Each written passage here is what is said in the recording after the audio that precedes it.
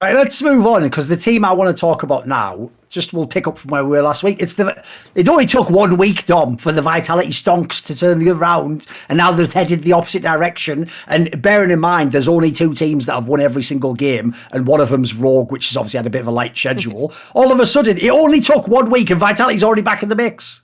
They're already back in the mix to be a top team. Now, see what I've learned about LEC is that it's really just which player is more washed. So it's not that Perks is actually good. Okay, it's just that Caps is so shit and so washed that it doesn't even count that Perks is him in that lane. So keep on going through the teams until you just get the full circle of suck and then no one's good. Like that's the only way that you rationalize dog shit opinions, like saying the Vitality was fucked after week 1.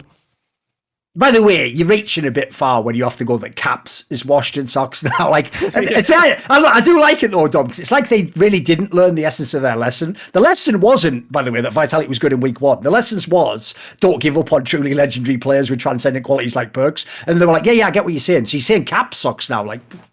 Brother, that's the opposite of what I'm saying. Like, are you listening? Is any of this getting through? Because that's the same thing, mate. Like, let's go on the Vitality topic then. Look, obviously, they did look way better. With that said, though, there's still plenty of holes in their game. Like, what do you actually think realistically? Like, taking the 2 weeks and projecting forwards, like, do you think you've gotten a better bead on where they're going?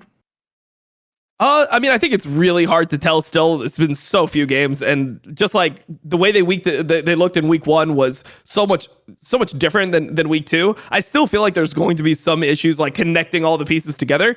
But I think that if Perks is actually laning well, like if he's actually able to lane well, Alfari is going to lane well, just like he did in week 1. And sure, you might lose to some of the super coordinated teams that actually get their shit together. Like, let's say Mad Lions really puts everything together. I know they're not looking amazing yet, but it seems like once you get into the mid game, if you give them a similar position to Vitality in the mid game, I would expect Mad Lions to make better decisions all the time. Fnatic has some weird games, but their players look strong enough that I kind of think that they'll just be able to be a top 3 team. And then G2, I would love to see Vitality play against them with a different draft, because like, what do you really get out of the tank Zyra game? It's like, okay, the Zyra Caitlyn game is supposed to push in and win bot lane the entire time, and they got gank level 2, and Flocky just walks up for a cannon minion and suicides, and now bot lane is completely doomed. That's like their main win condition. BB's on Gragas, which I've never been a fan of BB on Gragas. I don't feel like he plays the pick that well. I like his Orin, I like his Aatrox. I think that he has a lot of specialty picks that really work out, but Gragas is just not something that I feel like he's super practiced on or he's really proficient at. And then Caps doesn't have much agency in that game if he's quirky and everything is going to shit around him. So I actually don't really get that much of a read of where they're going. I feel like they could be anywhere from like 1st to 5th still. Yeah, because if people don't realise, obviously one game was against BDS, who we've discussed, they look like kind of a bit hopeless at the moment, so hard to take too much from that. And then the other game, as you say, the big hyped game of the week against Perks against G2 was, unironically, the game was tilted by a fucking level 2 gank by the jungler just running through the jungle. So, like, that's so rare that's ever going to happen in a massive high-level game. Like, I agree. What do you take from that match? Like, there's not that much you really can take. Like, the funny thing is, if anything, it just made G2 look ineffective, but it's not like Vitality was pummeling the whole game. They just kept their leads.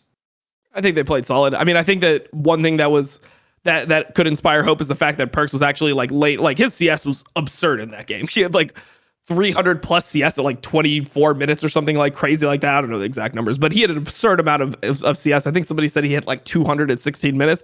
So, I mean, he was actually playing like more of like a control mage, lane dominant style. Like he was taking camps. I mean, he was doing what you'd expect a player like him to do if they were on their game. So I really want to see if they can develop other things, because obviously Perks has always been able to do that.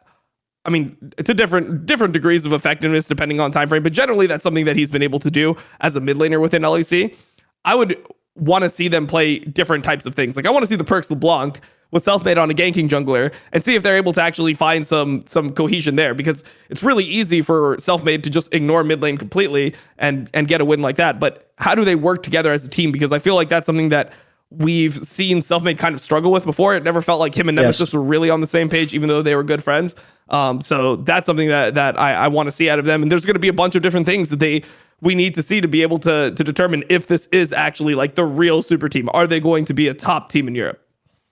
Yeah, I'm with you on that one. Like for me, Southmid in the past has always been at his best when he's played for himself. Basically, he's played like a greedy style and did ganks. It looked like he set up, he wanted. That's the moment that he would decided it was the right one. Whereas to me, if you're going to play with perks, like you've got to be part of the bigger game plan. Like that's how you're going to win the whole game. Like look at what people like Jankos did with him previously. They looked like they're on the same page completely.